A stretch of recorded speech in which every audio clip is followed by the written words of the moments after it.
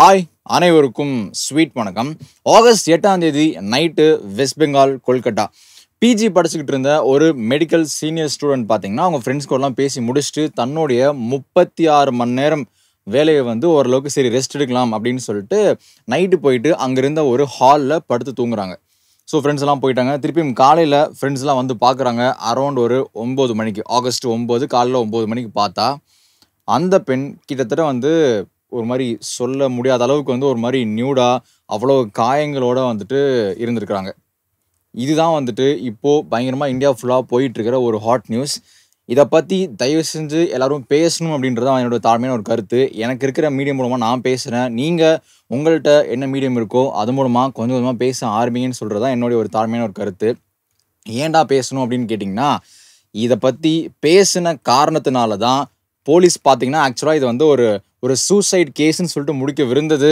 அங்கிருந்த ஸ்டூடெண்ட்ஸு அங்கிருந்து மற்றவங்களாம் பேச ஆரம்பித்த காரணத்தினால தான் இன்றைக்கி இது ஒரு ரேப் கேஸ், இது ஒரு மர்டர் கேஸாக மாறி இன்றைக்கி இந்தியா ஃபுல்லாக பரபரப்பான நியூஸாக போயிட்டுருக்கு. இனிஷியலாக ஒருத்தன் தான் அதை பண்ணான்னு சொல்லிட்டு சந்தேகம் இருந்த அந்த டைமில் பார்த்தீங்கன்னா இப்போது கிட்டத்தட்ட அந்த தகவல்லாம் கிட்டத்தட்ட இது ஒருத்தன் இல்லை, ஆல்மோஸ்ட் 10 பேருக்கும் மேலே இவங்களை போட்டு இந்த மாதிரி பண்ணியிருக்கானுங்க, ரேப் பண்ணியிருக்காங்கன்னு சொல்லிட்டு ஒரு நியூஸ் வந்துக்கிட்டு இருக்கு. ஸோ மேபி அந்த நிர்பயா கேஸில் நம்ம பார்த்துட்டு போலிங்களா, இது அதோட பயங்கர மோசமான ஒரு கேஸாக போய்கிட்டு இருக்கு.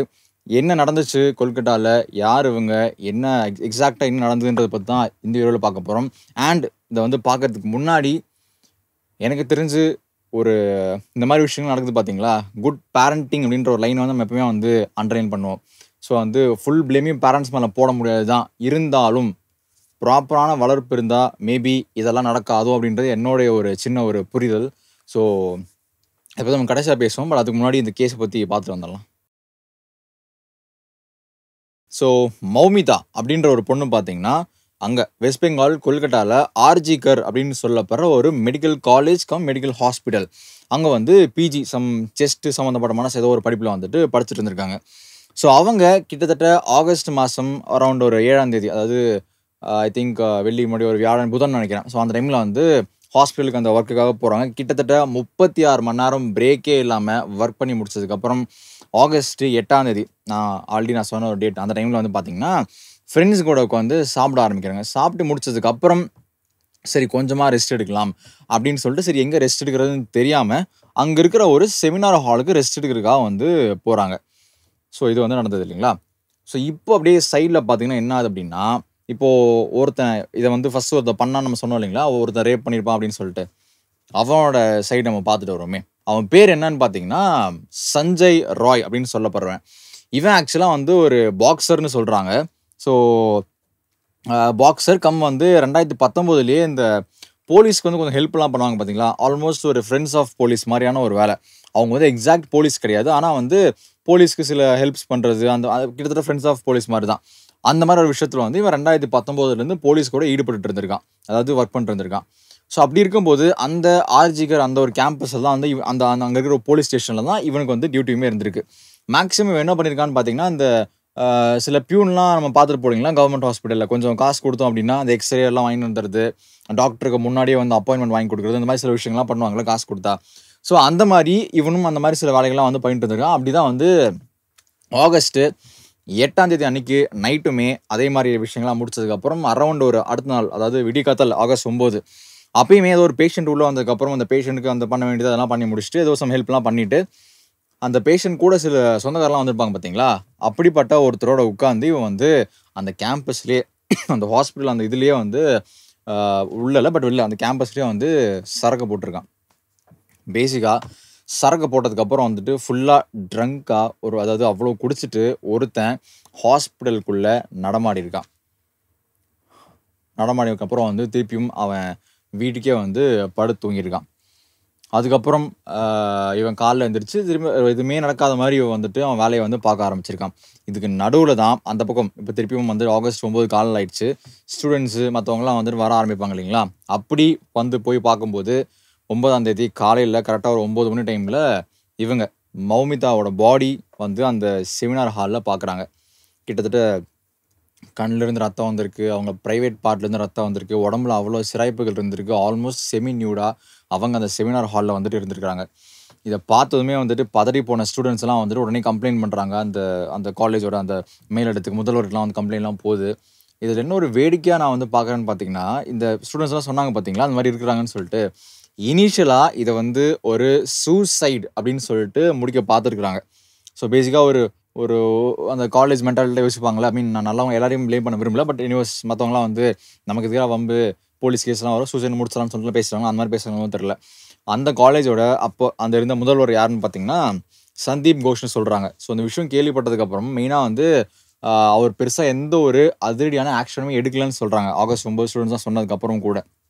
அப்படி இருக்கும்போது ஸ்டூடெண்ட்ஸு அவங்கள பார்த்து கேள்வி கேட்டிருக்கிறாங்க, என்ன இது வந்து நீங்கள் ஏன் பார்க்க மாட்டீங்க அப்படிங்கும்போது, அதுக்கு அந்த முதல்வர் திருப்பி கேட்டிருக்காராம், அவளை யாரும் வந்து போயிட்டு செமினார் ஹாலில் போய் தூங்க சொன்னா, அது என்ன தூங்குறதுக்கான இடமான்னு சொல்லிட்டு திருப்பியும் ரீக்வெஸ்ஷன் பண்ணியிருக்காரு. அது மட்டும் இல்லாமல் இந்த ஒரு விஷயத்த ஒரு சூசைட் கேஸாக வந்து முடிக்கணும்னு சொல்லிட்டு ரொம்ப வந்து ஆர்வம் காட்ட தான் வந்து சொல்லப்படுது.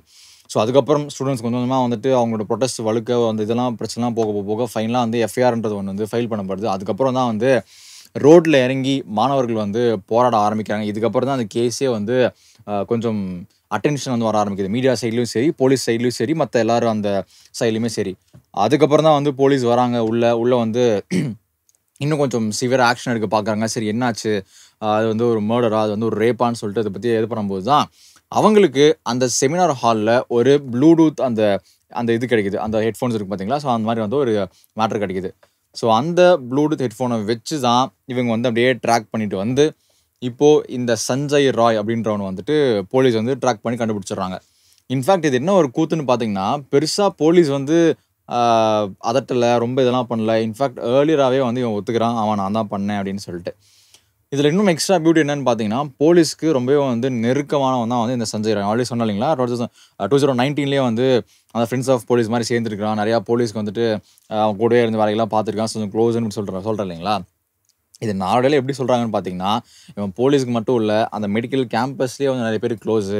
பேசிக்காக ஒரு ஒரு மாமா பையன்ற மாதிரி வந்துட்டு ஒரு ஒரு விஷயம் வந்து சொல்கிறாங்க. ஸோ இப்போது போலீஸ்லாம் பிடிச்சி இது பண்ணி கேட்டதுக்கப்புறம் அவன் வந்து ஒத்துக்கிறான். நான் தான் பண்ணேன்னு சொல்லிட்டு ஒத்துக்கிறான். ஸோ இப்போது என்ன நடந்துச்சு அப்படின்னு பார்த்தீங்கன்னா, ஆல்ரெடி நம்ம வந்து பேசுகிற மாதிரி அவங்க வந்து ஃப்ரெண்ட்ஸ் கிட்ட பேசிட்டு அவங்க செமினார் ஹாலுக்கு போய் தூங்க போயிட்டாங்க. இந்த பக்கம் இந்த இந்த மாமா பையன் வந்துட்டு அந்த சரக்கெல்லாம் போட்டு முடிச்சுட்டு இவனும் வந்து கேம்பஸ்குள்ளே வரான் இல்லைங்களா. வந்துட்டு அந்த 4 மணி அளவில் வந்துட்டு அந்த ரூம்குள்ளே போயிருக்கான். இதுக்கெல்லாம் வந்து சிசிடிவி எவிடன்ஸுமே இருந்திருக்கு. அதாவது இவன் வந்து கரெக்டாக கிளம்பி அந்த செமினார் ஹாலுக்குள்ளே போகிற மாதிரி அந்த எவிடன்ஸ்லாம் வந்து அதுக்கான எவிடன்ஸ்லாம் வந்து இருந்திருக்கு. ஸோ உள்ளே போயிட்டு கிட்டத்தட்ட வந்து ஒரு 40 நிமிஷம் கழிச்சு வெளியே வந்திருக்கிறான். வரும்போது அவன் உள்ளே கொண்டு போன அந்த ஹெட்ஃபோன்ஸ் வந்துட்டு அவன் காதில் இல்லை. திருப்பி வரும்போது அப்படியே வந்திருக்கான். வந்ததுக்கப்புறம் இவன் போயிட்டு ரூம்லேயே படுத்து தூங்கியிருக்கான். இதுக்கு நடுவில் தான் உள்ளே போனோடனே அந்த பொண்ணை வந்து பயங்கரமாக ஃபிசிக்கலாக அப்யூஸ் பண்ணி கிட்டத்தட்ட அவங்களோட கழுத்து எலும்பு வந்து முறிகிற அளவுக்கு அவங்க கத்த ட்ரை பண்ணாங்களோ என்ன பண்ணாங்கன்னு தெரியல. அவ்வளோ அவங்கள போட்டு சித்திரவதை பண்ணி, நான் பெருசாக டீட்டெயிலாக சொல்ல விருப்பம் இல்லை, ஏன்னா அவ்வளோ கோரமான விஷயங்களாக இருந்திருக்கு. ஸோ அந்த அவன் என்ன ஒரு பைத்தியக்காரத்தனை, என்ன ஒரு மனுஷத்தன்மை இல்லாமல் என்னெல்லாம் பண்ணானோ அதெல்லாம் பண்ணி முடிச்சுட்டு கிட்டத்தட்ட ஒரு 45 மினிட்ஸ் கழிச்சு திருப்பி வெளியே வந்திருக்கான். இதுக்கப்புறம் இதெல்லாம் வந்து ட்ராக் பண்ணி போலீஸ் வந்து பிடிச்சி இப்போ இவன் தான் வந்து ஒரு குற்றவாளின்னு சொல்லிட்டு கூப்பிட்டு போயிடுறாங்க. ஸோ வந்து இப்போ வரைக்கும் இதுதான் வந்து ஃபேக்டாக வந்து சொல்லப்பட்டிருக்கு. இன்ஃபேக்ட் வந்து அடுத்த நாள் காலையில் அந்த கல்லூரி சார்பாக இவங்க அந்த பொண்ணு இருப்பாங்கல்ல, மௌமிதாவோட பேரண்ட்ஸ்கிட்டே என்ன சொல்லியிருக்காங்கன்னா, இது வந்து ஒரு சூசைடுங்க, உங்கள் பொண்ணு வந்து சூசைட் பண்ணிக்கிட்டா ரூம்லன்னு சொல்லிட்டு தான் சொல்லியிருக்கிறாங்க.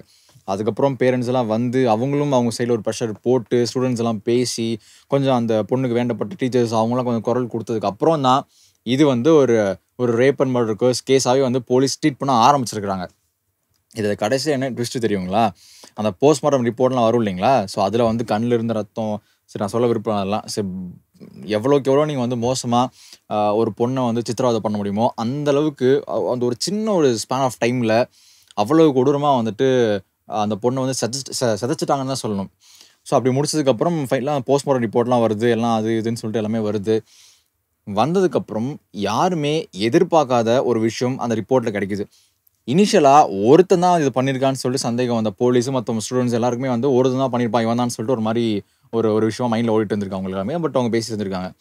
ஆனால் இந்த போஸ்ட்மார்ட்டம் ரிப்போர்ட் என்ன தெரிய வந்திருக்குன்னு பார்த்தீங்கன்னா, அந்த பொண்ணோட உடம்புல கிட்டத்தட்ட 150 மில்லிகிராம் அளவுக்கு வந்துட்டு ஒரு ஆணுடைய செமன் அந்த சாம்பிள்ஸ்லாம் வந்துட்டு அவ்வளோ வந்து தென்பட்டுருக்குன்னு சொல்லிட்டு அந்த ரிப்போர்ட்டில் வந்திருக்கு. சரி அதனால் நான் தான் இவன் தான் ஏதோ பண்ணிட்டான் இல்லையா அப்படின்னு கேட்டிங்கன்னா கிடையாது. ஒரு வேளை ஒரு ஆண் அதை வந்துட்டு அவன் பண்ணியிருந்தாலுமே அதில் வந்துட்டு ஒரு தடவை அவன் வந்துட்டு அந்த விஷயம் பண்ணும்போது கிட்டத்தட்ட வந்து அதுலேருந்து ஒரு 10 மில்லிகிராம் தான் வெளியே வரும். அப்போது கிட்டத்தட்ட 150 மில்லிகிராம் அளவுக்கு இருக்குது அப்படின்னா அவங்க உடம்புல ட்ரேசஸ்ஸு, கண்டிப்பாக இது அட்லீஸ்ட் ஒரு 10 பேர் வந்துட்டு ஆச்சு சேர்ந்து வந்து இந்த விஷயத்த பண்ணியிருக்குன்னு சொல்லிட்டு சொல்லப்படுது.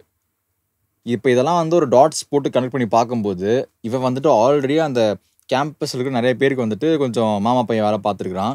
ப்ளஸ் போலீஸ்க்கு இவன் வந்துட்டு கொஞ்சம் க்ளோஸாக இருந்திருக்கான். அப்போது ஏன் இந்த கேஸில் வந்துட்டு போலீஸு ப்ளஸ் அந்த ஹாஸ்பிட்டல் ஒரு காலேஜ் அந்த வளாகத்தில் கூட வந்து சம்மந்தம் இருக்கக்கூடாதுன்றது தான் என்னோட கேள்வி. அண்ட் இப்போ கேஸ் பார்த்தீங்கன்னா சிபிஐ பக்கம் வந்து கை மாறி இருக்கு. ஸோ இன்னும் இதுக்கு எக்ஸாக்டான ரிசல்ட்டோ யார் சொல்லிட்டு இன்னும் ப்ராப்பராக கண்டுபிடிக்கப்படல. ஆனால் ஒரு ஆள் இல்லை, கண்டிப்பாக ஒரு ஆளுக்கும் மேற்பட்ட ஆட்கள் இந்த சம்பவத்தை பண்ணியிருக்காங்கன்னு சொல்லிட்டு கான்ஃபிடென்ட்டாக அந்த போஸ்ட்மார்ட்டம் ரிப்போர்ட்டெல்லாம் நமக்கு வந்து தெரிய வந்திருக்கு.